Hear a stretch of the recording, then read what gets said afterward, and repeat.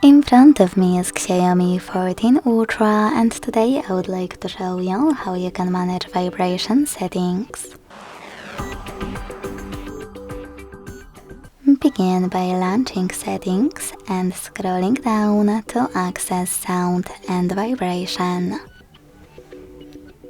Then scroll down again and click on this switcher next to vibrate vocals. This way you can enable or disable incoming calls haptic feedback. You can also tap on this switcher next to vibrate in silent mode to enable or disable vibrations when your device is muted.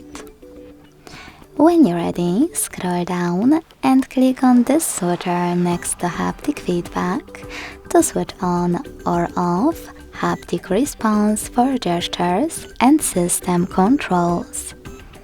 If you decided to enable it, you can also adjust intensity by swiping left or right on this slider.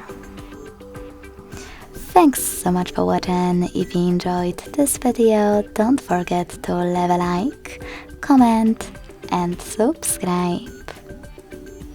Bye!